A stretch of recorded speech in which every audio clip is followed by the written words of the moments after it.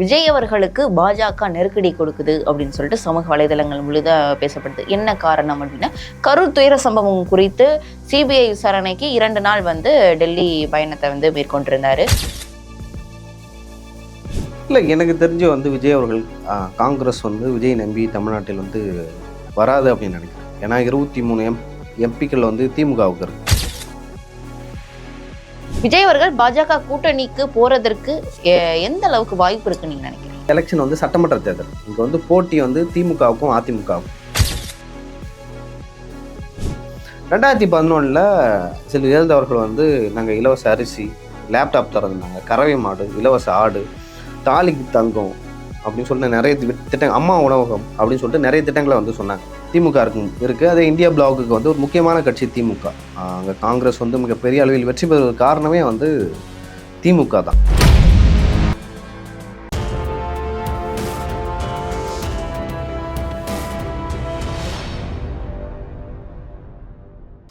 தமிழ் நேயர்களுக்கு வணக்கம். நான் உங்கள் பிருந்தா சங்கர். இன்று நம்மோடு சிறப்பு விருந்தினராக இணைந்திருப்பது ஊடகவியலாளர் லியோ ஸ்டாலின் அவர்கள். வணக்கம் சார். வணக்கம். இப்போ விஜய் அவர்களுக்கு பாஜக நெருக்கடி கொடுக்குது அப்படின்னு சொல்லிட்டு சமூக வலைதளங்கள் முழுதா பேசப்படுது. என்ன காரணம் அப்படின்னா, கரூர் துயர சம்பவம் குறித்து சிபிஐ விசாரணைக்கு 2 நாள் டெல்லி பயணத்தை மேற்கொண்டிருந்தாரு. அங்க பல கேள்விகளுக்கு, பல இன்னல்களுக்கு ஆளாகி விஜய் அவர்கள் வந்ததாக சொல்லப்படுது. இது எந்த அளவுக்கு அந்த இடத்துல பாஜகவுடைய அழுத்தம் இருக்குது அப்படின்றத எதை வச்சு சொல்றாங்கன்றதுன்னா, இந்த கூட்டணி தொடர்பாக விஜய் அவர்கள் பாஜக கூட்டணிக்குள்ள வரணும் அப்படின்னு சொல்றாங்க. விஜய் அவர்கள் பாஜக கூட்டணிக்கு போறதற்கு எந்த அளவுக்கு வாய்ப்பு இருக்குன்னு நீங்க நினைக்கிறீங்க? இல்லை, எனக்கு தெரிஞ்சு விஜய் அவர்கள் காங்கிரஸ் விஜய் நம்பி தமிழ்நாட்டில் வராது அப்படின்னு நினைக்கிறேன். ஏன்னா 23 எம்பிக்கள் திமுகவுக்கு இருக்கு. திமுக இருக்குது. அதே இந்தியா பிளாக்குக்கு ஒரு முக்கியமான கட்சி திமுக. அங்கே காங்கிரஸ் மிகப்பெரிய அளவில் வெற்றி பெறுவதற்கு காரணமே திமுக தான். இது ஒரு வலுவான கூட்டணி. ரொம்ப நாளாக இருக்குது. எனக்கு தெரிஞ்சு 2004க்கு அப்புறம் கூட்டணி வச்சாங்கன்னு நினைக்கிறேன். 2004 அந்த எலெக்ஷனில் கூட்டணி வச்சாங்க. கிட்டத்தட்ட ஒரு 20 வருஷமாக அந்த கூட்டணி திமுக கூட இருந்துக்கிட்டே இருக்குது. காங்கிரஸும் திமுக கூட்டணியும். அப்படி இருக்கும் பொழுது இப்போ ஏன் நம்ம இந்த கட்சியை விட்டு விலகணும்னு ஒரு கேள்வி இருக்குது. விஜய் அவர்களுக்கு கட்டமைப்பு இருக்குன்னு கேட்டிங்கன்னா இல்லைன்னு நிறைய பேர் சொல்கிறாங்க. ஆனால் கட்சிக்காரங்க இருக்குது அப்படின்னு சொல்லிட்டு சொல்கிறாங்க. இன்னொரு பக்கம் பார்த்தீங்கன்னா, பணம் செலவு பண்ணுவாங்களா தமிழக வெற்றி கழகத்தினர் அப்படின்னு கேட்டிங்கன்னா தெரில. ஸோ அப்போ காங்கிரஸ் இங்கே இருக்கிற நிர்வாகிகள் கண்டிப்பாக திமுக கூட கூட்டணிட்டால் அவங்களுக்கு தேர்தலுக்கு பணம் கொடுப்பாங்க, பணம் செலவு பண்ணுவாங்க. அப்படி இருக்கும்பொழுது காங்கிரஸ் தமிழக வெற்றி கழகத்துக்கு கூட போகிறதுக்கான வாய்ப்புகள் மிக மிக குறைவு. ராகுல் காந்தியும் அதை விரும்ப மாட்டார். விரும்புகிறாரா இல்லையா தாண்டி திமுக மாதிரியான ஒரு வலுவான கூட்டணி கட்சிகள் தமிழக வெற்றி கழக கூட இல்லைல்ல. இப்போ ஒரு உயர்மட்ட குழு நடந்தது டெல்லியில். நாம் யார் கூட கூட்டணிக்கு போகலாம் அப்படின்னு சொல்லிட்டு பேசப்பட்டதாக சொல்கிறாங்க. அப்படி பேசும்பொழுது நிறைய பேர் தமிழக வெற்றி கழகம் நம்ம போகலான்னு சொல்லிட்டு சொன்னதாக சொல்கிறாங்க. அதே போல் நிறைய பேர் நம்ம திமுக கூட்டணியில் இருக்கலாம், ஆனால் திமுக கூட்டணியில் பேரம் பேசுகிறேன், எப்படி சொல்கிறது, சீட்டை குறைவாக கொடுக்குறாங்க, நம்மளால தான் அவங்க வெற்றியை பெறுறாங்கன்னு சொல்லிட்டு காங்கிரஸ் சார்பாக ராகுல் காந்தியில் சொல்லப்படுது. ராகுல் காந்தி எல்லாத்தையும் கேட்டுக்கிட்டாரு. சரி, கூட்டணியை பற்றி தமிழ்நாட்டில் யாருமே பேசக்கூடாது அப்படின்னு சொல்லிட்டோம். ராகுல் காந்தி அவங்க கட்சியோட நிர்வாகிகள்கிட்ட சொல்லியிருக்காரு. பொறுத்து இருந்து பார்க்கலாம். எனக்கு தெரிஞ்ச வரைக்கும் காங்கிரஸ் தமிழக வெற்றி கழகம் ஒன்று சேராது. அதை தாண்டி அவருக்கு வேறு என்ன ஆப்ஷன் விஜய்க்கு இருக்குதுன்னு பார்த்தீங்கன்னா, ஒன்றும் தனித்து நிற்பது, அப்படி இல்லைன்னா என்டிஏ கூட்டணிக்கு போகுது. ஸோ என்டிஏ கூட்டணியில் விஜய் எப்படி சேர்த்துப்பாங்க, எத்தனை தொகுதிகள் கொடுக்கப்படும், அது குறித்து பேச்சுவார்த்தை தான் தற்போது நடத்தப்படுவதாக சொல்கிறாங்க. விஜய் வந்தாலும் வரலாம். அவருக்கு ஆனால் விஜய் தரப்புல இருந்து சொல்லப்படுகிற விஷயங்கள் எல்லாமே அவர்கள் கூட்டணிக்குள்ளே போக மாட்டாங்க, அதாவது அவருடைய தலைமையை ஏற்று வர்றவர்களுக்கு ஆட்சி அதிகாரத்துல பங்குன்னு சொல்லிட்டு ஒவ்வொரு மேடைகள்லையுமே விஜய் அவர்கள் சொல்லிட்டு இருக்காங்க. ஏன்னா கொள்கை எதிரியாரு, அரசியல் எதிரியாரு அப்படின்னு சொல்லிட்டு அவர் கேட்காரு, மக்கள் சொல்றாங்க, அவர் கூட சொல்லல. லாஸ்டா பட் இந்த எலெக்ஷன் பாஜக மத்தியில் நிற்கிற எலெக்ஷனா இல்லை பிரைம் மினிஸ்டர் நிறைய பிரைம் மினிஸ்டருக்கான எலெக்ஷன் இல்லை, அது பார்லிமெண்ட் எலெக்ஷன் இல்லை. ஒருவேளை பார்லிமெண்ட் எலெக்ஷனில் நீங்கள் சொல்கிற மாதிரி கேட்டிங்கன்னா அது நடக்கலாம்.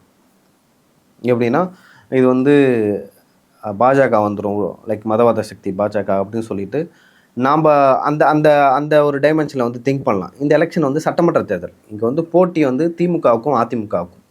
ஸ்டாலின் அவர்கள் முதலமைச்சராக அல்லது எடப்பாடி பழனிசாமி அவர்கள் முதலமைச்சராக, தொடர்ந்து விஜய் அவர்கள் திமுகவையும் திமுக என்ற கட்சியையும் அங்கே நடக்கும் ஊழலையும் இதை குறித்து தான் பேசுகிறார். அப்படி பேசும்பொழுது அந்த கட்சிக்கு ஒரு வேளை தனித்து நின்னா வந்து திமுக வெற்றி பெறும்னு சொல்லிட்டு சொல்கிறாங்க. ஸோ இதெல்லாம் மனதில் கொண்டு விஜய் எந்த மாதிரியான முடிவு எடுப்பார்னா என்டிஏ கூட்டணியில் தான் தொடருவார். ஏன் தொடருவார்னா ஒருவேளை தனித்துனா திமுக வெற்றி பெறும், தனித்துனா வந்து விஜய் வெற்றி இல்ல சார், அவர் மத்திய அரசையும் மாநில அரசையும் தொடர்ந்து கடுமையாக எதிர்க்கிறார். ரீசெண்டா பாருங்க, ரீசெண்டா வந்து அவர் எந்த மத்திய அரசு வந்து எந்த விஷயத்துலயுமே வந்து விமர்சனம் ஆனா கொள்கை எதிரி அப்படின்னு சொல்றாரு சார். இதுக்கு மேல வந்து உங்களுக்கு எதிர்க்கிறதுக்கு என்ன இருக்குது? கொள்கை எதிரி அப்படின்னு வச்சுங்களேன், கொள்கை தனியா நிற்கிறார் விஜய் அவர்கள். மீண்டும் திமுக ஆட்சிக்கு வருது. திமுக ஆட்சிக்கு வந்த உடனே வந்து தமிழக வெற்றி கழகத்தின் கட்சியை வந்து விஜயகாந்த் கட்சியை எப்படி வந்து செல்வி ஜெயலலிதா அவர்கள் வந்து உடைத்தார்களோ அந்த மாதிரி விஜயோட கட்சியை திமுக உடைக்கும். நீங்கள் வேணால் வந்து வெயிட் பண்ணி பாருங்கள். ஏன்னா ஒரு கட்சி வராங்கன்னா அந்த கட்சி வந்து நம்மளோட வாக்கு வங்கியை வந்து அழிக்குது, நம்ம வெற்றியை தடுக்குதுன்னா அது எந்த ஒரு கட்சியுமே செய்வாங்க. அப்படி இருக்கும்போது பாஜக வந்து இந்த மாதிரியான ஒரு டாக்டிக்ஸை கையில் எடுத்துக்கிறாங்க. இந்த சிபிஐ விசாரணை கூப்பிடுறது, படத்தை வந்து தள்ளி வைக்கிறது. பட் அது ஒர்க் அவுட் ஆகுமா இல்லையான்னு எனக்கு தெரியல. ஆனால் அப்படியான ஒரு நடைமுறை தவறு. கொள்கை எது என்னதான் சொன்னாலும் லைக் இந்த தேர்தல் வந்து சட்டமன்ற தேர்தல், ஓகேங்களா? இப்போ வந்து இதில் வந்து பிஜேபி வந்து தமிழ்நாட்டில் ஆட்சி பிடிக்க போகிறதில்ல. அவங்க கூட்டணியில் ஒரு அங்கம் அதிமுக கூட அங்கமாக இருக்கும்பொழுது நீங்கள் வந்தால் என்ன, வரலாம் என்ன, இங்கே கூட்டணி வச்சா என்ன, தனியாக நின்னா என்ன, அப்படி தான். நீங்கள் தனியாக நின்று தோல்வியை சந்திப்புக்கு பதிலாக கூட்டணியில் போனீங்கன்னா உங்களுக்கு ஒரு தொகுதிகள் கிடைக்கும், அதிக தொகுதிகள் கிடைக்கும், ஈஸியாக வெற்றி பெறலாம். ஸோ அதன் அடிப்படையில் வந்து விஜய் மேக்சிமம் வந்து எட்டை கூட்டணிக்கு தான் போவார். அந்த கூட்டணி வந்து லைக் பாஜக கூட்டணி இல்லை, அது அதிமுக கூட்டணி. அதிமுக கூட்டணியில் விஜயும் ஒரு அங்கம், பாஜகவும் ஒரு அங்கம், அப்படி தான் பார்க்கணும். கண்டிப்பா. இப்ப அதிமுக வந்து 5 தேர்தல் வாக்குறுதிகளை வந்து வெளியிட்டாங்க. இதற்கு முன்பு வந்து விஜய் அவர்கள் ஒரு கூட்டத்துல வந்து சொல்லியிருந்தாங்க, அனைத்து மக்களுக்கும் இலவச வீடு வந்து என்னுடைய ஆட்சியில கட்டித்தரப்படும் அப்படின்னு சொல்லியிருந்தாங்க. சேம் அதே வந்து அதிமுக உடைய வாக்குறுதிகளையும் இருக்கு. கிராமப்புறங்கள்ல இலவச வீடு வந்து கட்டி கொடுக்கப்படும் அப்படின்னு சொல்லிட்டு எடப்பாடி பழனிசாமி அவர்கள் அறிவித்திருக்காங்க. இந்த இரண்டையும் கம்பேர் பண்ணி ட்ரோல் பண்ணிட்டு இருக்காங்களே சார், தவறானது. நீங்க அதை எப்படி அப்படி பார்க்க கூடாது. விஜய் அவர்கள் வந்து பொதுவா சொன்னாரு, வாக்குறுதினு சொல்லாம பொதுவா இந்த வசதிகள் மக்களுக்கு வேண்டும் அப்படின்னு சொல்லியிருந்தாரு. சரி, அப்படி சொன்னாரு. இப்போ எல்லாத்துலயும் வந்தா நாங்க மக்களுக்கு வந்தா நல்லாட்சி தருவோம் அப்படின்னு சொல்லிட்டு சொல்றாங்க, ஓகேங்களா? எல்லாம் வந்து நல்லாட்சி கொடுக்குறாங்களான்னு கேட்டிங்கன்னா இல்லை, வீடு தருவோம் அப்படின்னு சொல்லிட்டு சொல்றாங்க. இப்போ திமுக ஆட்சியில் தான் வீடு கொடுத்துட்டு இருக்காங்க. கலைஞர் வீடுன்னு ஒரு வீடு கொடுக்குறாங்கல்ல, உங்களுக்கு தெரியும். நீங்கள் கிராமமாக சிட்டியான்னு தெரியல, கிராமப்புறங்களில் வந்து இன்னும் வந்து அரசாங்கத்தின் சார்பாக கலைஞர் வீடுன்னு ஒரு வீடு கொடுக்குறாங்க. இப்போ ஏற்கனவே திமுக இருக்கிற ஒரு திட்டத்தை தான் விஜயும் சொல்கிறாரு. அப்போ விஜய் வந்து திமுகவை காப்பிடிக்கிறாங்கன்னு சொல்லிட்டு சொல்லலாமா? சொல்ல முடியாதுல்ல. ஸோ இவர் வந்து ஸ்பெசிஃபிக்காக சொல்கிறாரு, அம்மா இல்லம் வந்து யாருக்கெல்லாம் அம்மா இல்லைன்னா, யாருக்கெல்லாம் வீடு இல்லையோ, கிராமத்தில் யாருக்கெல்லாம் வீடு இல்லாமல் இருக்காங்களோ, வாடகை வீட்டில் இருக்காங்களோ, அவங்களுக்கு வந்து தனியாக நிலம் வாங்கி வீடு தரப்படும்.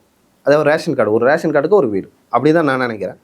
அப்படி இல்லைன்னா பட்டியலின சமூக மக்கள் இருக்காங்களே, எஸ்சி மற்றும் எஸ்டி, ஸோ இவங்களுக்கு வந்து வீடு தரப்படும். இப்போ கல்யாணம், ஒரு வீட்டில் வந்து 4-5 பேர் இருக்காங்க, அந்த பையனுக்கு கல்யாணம் ஆகுது, அந்த வீட்டிலேருந்து வேலை இடத்துல போய் அவன் வெளியேறி குடியேறணும். ஸோ அவனுக்கு வந்து நிலம் இருக்காது, வீடு இருக்காது. பட்டியலின மக்களுக்கு பெரும்பாலும் வந்து நிலம் இருக்காது வட தமிழகத்தில். ஸோ அவனுக்கு வந்து நிலம் வாங்கி நாங்கள் வீடு வாங்கி தரோம் அப்படின்னு சொல்லிட்டு சொல்கிறாங்க. இது ஸ்பெசிஃபிக்காக சொல்கிறது. விஜய் இந்த மாதிரி சொன்னாரான்னு கேட்டிங்கன்னா சொல்லலை, ஓகேவா? விஜய் வந்து வெறும் போகிற வாக்கில் நாங்கள் வந்து வீடு தரோம் அப்படின்னு சொல்லிட்டு சொன்னாங்க. கண்டிப்பா நான் இந்த மாதிரியான விஷயங்கள் செய்வேன்னு சொல்லியிருக்காரு. இப்போ அதே மாதிரி தான் தேர்தல் வாக்குறுதிகளை தயாரிக்கிறதுக்கு 12 பேர் கொண்ட குழு வந்து தயாரிச்சிருக்காங்க. அவர்களும் களத்தில் இருக்கக்கூடிய எல்லா விஷயங்களையும் கேதர் பண்ணி பல்வேறு முன்னேற்பாடுகள், அதாவது 2026 தேர்தலை எதிர்கொள்கிற விதமாக பல்வேறு முன்னேற்பாடுகளை வச்சுட்டு இருக்காங்க. இது எந்த அளவுக்கு விஜய் அவர்களுக்கு சக்ஸஸ்ஃபுல்லாக இருக்கும்னு நினைக்கிறீங்க சார் 2026 தேர்தலில்? இல்லை, உங்கள் தேர்தல் அறிக்கை வரல வெளியில். ஸோ ஏன்னா ஒவ்வொரு தேர்தலையும் வந்து தேர்தல் அறிக்கை தான் வந்து கதாநாயகன் அப்படின்னு சொல்லிட்டு சொல்லுவாங்க. 2006 தேர்தல் நினைக்கிறேன் திமுக வெற்றி பெற்றது. வெற்றி பெறும்போது அவங்க என்ன சொன்னாங்கன்னா, நாங்கள் இலவச கலர் டிவி தரோம் அப்படின்னு. அப்போ வந்து டிவின்றது பெரிய விஷயம் கிராமப்புறங்களில். எல்லாம் அந்த பஞ்சாயத்து டிவி தான் ஒன்று இருக்கும், அந்த ஒளியும் பார்ப்போம், தில்லான்னு நினைக்கிறேன், சக்திமான அதெல்லாம் வரும், அப்படி தான் இருந்தது. அத்தகைய சூழ்நிலையில் கலைஞர் வந்து இது மாதிரி நாங்கள் வண்ணத்துளை காட்சி கொடுக்குறோம்னு சொல்லிட்டு சொன்னாங்க. அதை யாரும் நம்பலை. சரி, அதை நம்பியும் வந்து நிறைய பேர் வாக்களித்தாங்க. திமுக வெற்றி பெற்றது.